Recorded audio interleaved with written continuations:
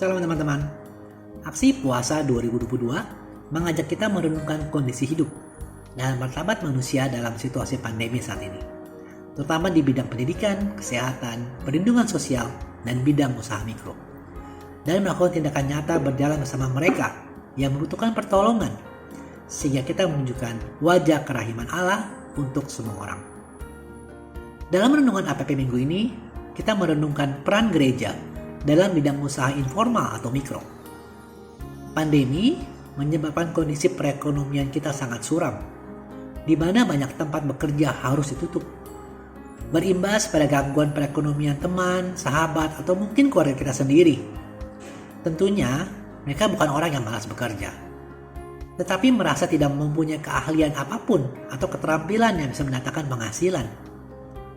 Juga banyak dari mereka mencoba membuka usaha kecil-kecilan untuk memenuhi kebutuhan hidup. Dari yang dahulu tidak bisa masak atau buat kue, dia terpaksa mencoba dan bisa masak dan buat kue. Ini sebenarnya merupakan anugerah yang tersembunyi dari Tuhan. Karena melalui pandemi, banyak bakat-bakat terpendam yang muncul. Segala daya dan usaha semacam ini perlu didukung agar perekonomian bisa membaik dan Indonesia dapat bangkit kembali. Kita menyadari bahwa gereja bukanlah center kas yang bisa memberikan uang lalu persoalan selesai.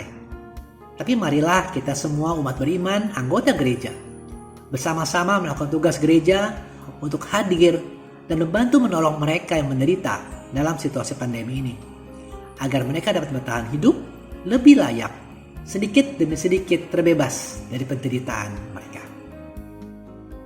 Mari kita membaca dan belajar dari bacaan kitab suci dari 2 Raja-Raja bab 4 ayat 1-7.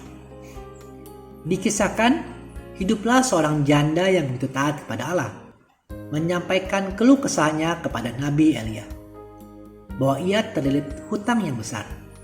Para penagih hutang sudah datang dan mengambil kedua anaknya untuk dijadikan budak.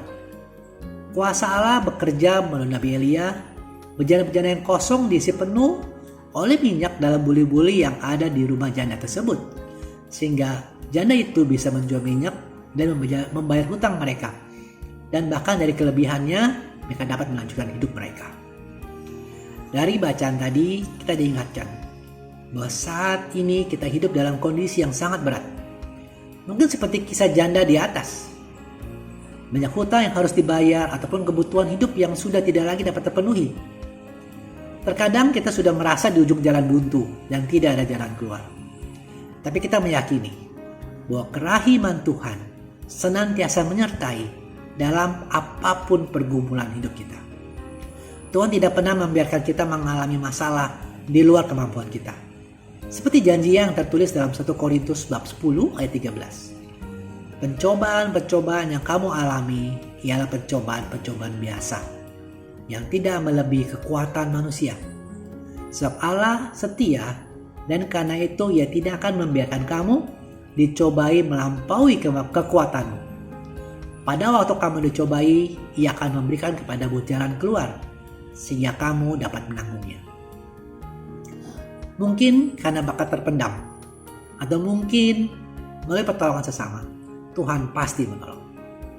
Namun juga bagian kita, Anda dan saya, sebagai perpanjangan tangan dari kasih dan pertolongan Tuhan bagi sesama, untuk mengulurkan bantuan secara nyata bagi mereka yang membutuhkan. Dengan renungan ini, kita diajak membangun komitmen dan membuat aksi nyata. Seperti diantaranya saat ini yang kita hidup dalam dunia serba digital. Mengirimkan pesan, film, pesan makanan, minuman, semua dapat dilakukan dengan mudah di handphone secara digital. Mungkin kita bisa membantu teman-teman, saudara-saudara atau lingkungan sekitar kita. Mereka yang berjualan dapat kita data siapa dan apa yang mereka jual. Lalu kita bisa berusaha membeli kebutuhan kita dari mereka, umat paroki kita, umat selingkungan kita. Atau paroki juga bisa memfasilitasi menyiapkan aplikasi online mempermudah umat untuk memesan dan menjual barang kebutuhannya. Atau kita juga bisa dengan mudah membantu dengan mempromosikan, memperkenalkan produk mereka kepada rekan-rekan kita yang lain melalui jaringan pertemanan kita. Semoga renungan APP ini bermanfaat dan berguna bagi Anda. Terima kasih sudah menyaksikan. Mohon like dan subscribe untuk membantu channel ini bertumbuh dan firman Tuhan semakin diwartakan. Sampai bertemu pada video Kenal Alkitab Rabu depan.